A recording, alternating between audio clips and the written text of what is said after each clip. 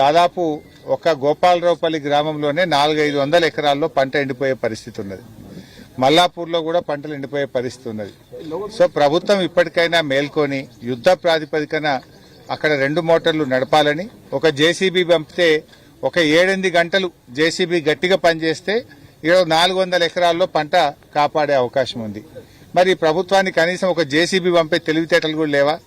ఒక జేసీబీ పంపించి ఆయనతో కాలువ సాఫ్ చేస్తే ఆ కాలువలో ఉన్న తుంగ గాని కాలువలో ఉన్నటువంటి మట్టిని తీసేయడం ద్వారా ఒక 500 ఎకరాల్లో పంట కాపాడేటువంటి అవకాశం ఉంది. వెంటనే ప్రభుత్వం స్పందించాలని, నారాయణపూర్లో 2 మోటార్లు నడపాలని, కాలువను పూర్తిగా తీసి రైతాంగానికి నీళ్లు అందించి పంటలు కాపాడాలని చెప్పి ఈ గోపాలరావుపురం ప్రజల పక్షాన, రైతుల పక్షాన మేము ప్రభుత్వాన్ని డిమాండ్ చేస్తా ఉన్నాం. ఈ విషయాన్ని తప్పకుండా వచ్చే అసెంబ్లీ సమావేశాల్లో కూడా ఈ రైతుల పక్షాన ప్రశ్నిస్తాం. నిన్న ముఖ్యమంత్రి గారు హైదరాబాద్ లో మాట్లాడుతూ, నేనైతే రైతు బంధు పైసలు వేసినా, రుణమాఫీ పైసలు వేసినా రైతులకు పడ్డదో లేదో నాకు తెలియదు అని నిన్న ముఖ్యమంత్రి గారు చెప్పడం జరిగింది. నేను ఇప్పుడు ఈ గోపాలరావుపల్లి గ్రామంలో అడిగితే రైతులు మాకు 3 పంటలకు రైతు బంధు పడలేదు. అప్పుడు రేవంత్ రెడ్డి గారు ఉన్నప్పుడు ఏడాదికి 3 పంటలకు రైతు బంధు ఇవ్వమన్నాడు, కానీ ఈయన 3 పంటలకు ఎగబెట్టిండు అనేటువంటి మాట చెప్తా ఉన్నారు. రుణమాఫీ పైసలు నేను వేసినా అని రేవంత్ రెడ్డి గారు చెప్తున్నారు. ఇప్పుడు గోపాలరావుపల్లి గ్రామంలో నేను అడిగితే 70 మంది రైతులకు ఈ ఊర్లో ఇప్పటిదాకా రుణమాఫీ కాలేదు. 70 మంది రైతులకు మాకు రుణమాఫీ కాలేదు, మా బాధను అసెంబ్లీలో నువ్వు ప్రస్తావించు అని ఈ గ్రామ ప్రజలు నా దృష్టికి తేవడం జరుగుతూ ఉంది. అంటే ఇటు రుణమాఫీ కాలేదు, అటు రైతు బంధు పడలేదు, ఇటు కాలువ కూడా రాకపోవడం వల్ల బావులు ఎండిపోయి పంటలు ఎండిపోయే పరిస్థితి వచ్చింది. మా పెట్టుబడి పైసలు కూడా రావడం లేదు.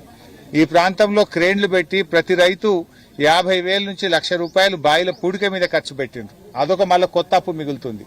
ఇటు బాయిల పూడిక మీద ఖర్చు పెట్టినా పంటలు కాపాడుకునే పరిస్థితి లేదు, పంట మీద పెట్టిన పెట్టుబడి అప్పుగా మారుతా ఉంది, బాయిలు పూడిక తీసింది కూడా అప్పుగా మారుతా ఉంది.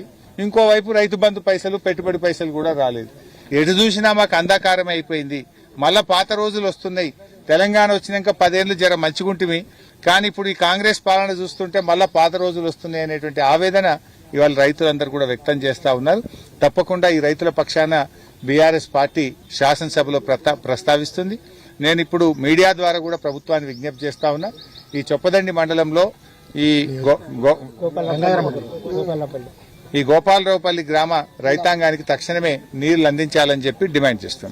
తుమ్మల నాగేశ్వరరావు పంటల దిగుబడి పెరిగింది, పంటలు ఎక్కువ పడుతున్నాయి, క్షేత్రస్థాయిలో ఎటువంటి పరిస్థితి అనుకుంటారు మీరు అబ్జర్వ్ చేస్తున్నారు? పంటల దిగుబడి పెరగడానికి బీఆర్ఎస్ఏ కారణం.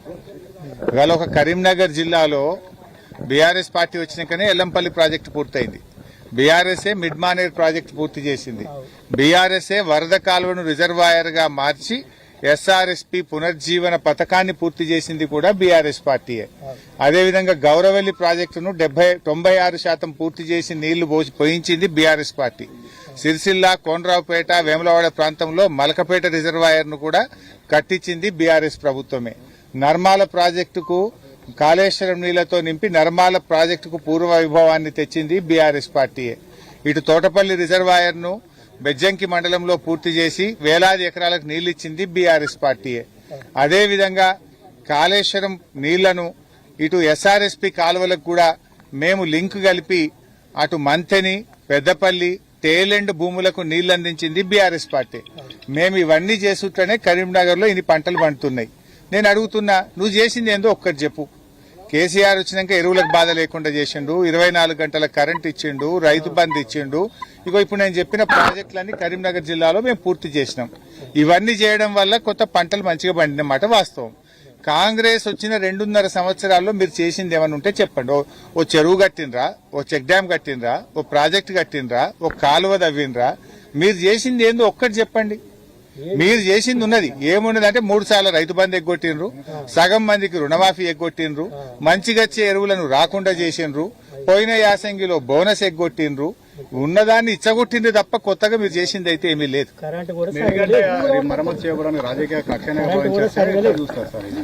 ఇప్పుడు మేడిగడ్డలో ఒక పిల్లర్ మాత్రమే కుంగింది.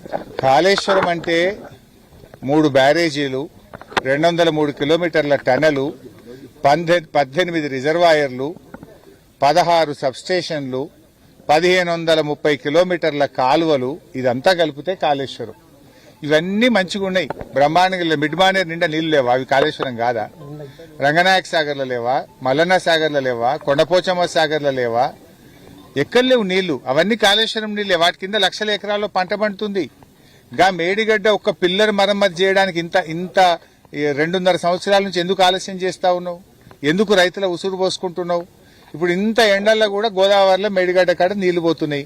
ఆ పిల్లర్ మరమ్మతు చేస్తే ఆ నీళ్లు తెచ్చుకొని బంగారం వాళ్ళ రైతులకు నీళ్లు ఇవ్వచ్చు కదా. ఇలా గోపాలరావుపల్లిలో పంటలు ఎందుకు ఎండాలి? ఇలా ఎల్లంపల్లి ప్రాజెక్టులో నువ్వు మోటార్లు ఆపుతావు ఎందుకు? నీకు హైదరాబాద్ మంచినీళ్ళు తీసుకుపోవాలి, రామగుండం ఎన్టీపీసీకి నీళ్లు ఇవ్వాలని బంద్ చేస్తావు.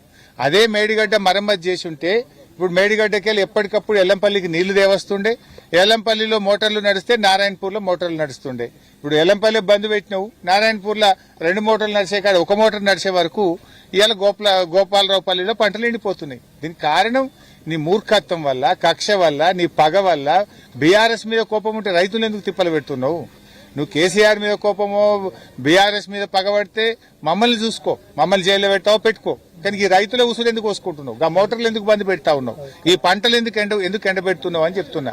నీ పగ ప్రతీకారాలు కాదు, నీకు అధికారం ఇచ్చింది రైతుల కోసం, ప్రజల కోసం, మేలు చేయడం కోసం ఇచ్చిండ్రు. గా పని చేయాలని చెప్పి విజ్ఞప్తి చేస్తాం. జై తెలంగాణ. వల్ల ఇక్కడ దాదాపు ఒక గోపాలరావుపల్లి గ్రామంలోనే 400-500 ఎకరాల్లో పంట ఎండిపోయే పరిస్థితి ఉన్నది.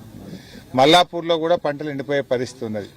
సో ప్రభుత్వం ఇప్పటికైనా మేల్కొని యుద్ధ ప్రాతిపదికన అక్కడ 2 మోటార్లు నడపాలని, ఒక జేసీబీ పంపితే ఒక 7-8 గంటలు జేసీబీ గట్టిగా పనిచేస్తే 400 ఎకరాల్లో పంట కాపాడే అవకాశం ఉంది. మరి ప్రభుత్వానికి కనీసం ఒక జేసీబీ పంపే తెలివితేటలు కూడా లేవా? ఒక జేసీబీ పంపించి ఆయనతో కాలువ సాఫ్ చేస్తే ఆ కాలువలో ఉన్న తుంగ గాని, కాలువలో ఉన్నటువంటి మట్టిని తీసేయడం ద్వారా ఒక 500 ఎకరాల్లో పంట కాపాడేటువంటి అవకాశం ఉంది. వెంటనే ప్రభుత్వం స్పందించాలని, నారాయణపూర్లో 2 మోటార్లు నడపాలని, కాలువను పూర్తిగా తీసి రైతాంగానికి నీళ్లు అందించి పంటలు కాపాడాలని చెప్పి ఈ గోపాలరావుపురం ప్రజల పక్షాన, రైతుల పక్షాన మేము ప్రభుత్వాన్ని డిమాండ్ చేస్తా ఉన్నాం. ఈ విషయాన్ని తప్పకుండా వచ్చే అసెంబ్లీ సమావేశాల్లో కూడా ఈ రైతుల పక్షాన ప్రశ్నిస్తాం. నిన్న ముఖ్యమంత్రి గారు హైదరాబాద్ లో మాట్లాడుతూ, నేనైతే రైతు బంధు పైసలు వేసినా, రుణమాఫీ పైసలు వేసినా రైతులకు పడ్డదో లేదో నాకు తెలియదు అని నిన్న ముఖ్యమంత్రి గారు చెప్పడం జరిగింది. నేను ఇప్పుడు ఈ గోపాలరావుపల్లి గ్రామంలో అడిగితే రైతులు మాకు 3 పంటలకు రైతు బంధు పడలేదు. అప్పుడు రేవంత్ రెడ్డి గారు ఉన్నప్పుడు ఏడాదికి 3 పంటలకు రైతు బంధు ఇవ్వమన్నాడు, కానీ ఈయన 3 పంటలకు ఎగబెట్టిండు అనేటువంటి మాట చెప్తా ఉన్నారు. రుణమాఫీ పైసలు నేను వేసినా అని రేవంత్ రెడ్డి గారు చెప్తున్నారు. ఇప్పుడు గోపాలరావుపల్లి గ్రామంలో నేను అడిగితే 70 మంది రైతులకు ఈ ఊర్లో ఇప్పటిదాకా రుణమాఫీ కాలేదు. 70 మంది రైతులకు మాకు రుణమాఫీ కాలేదు, మా బాధను అసెంబ్లీలో నువ్వు ప్రస్తావించు అని ఈ గ్రామ ప్రజలు నా దృష్టికి తేవడం జరుగుతూ ఉంది.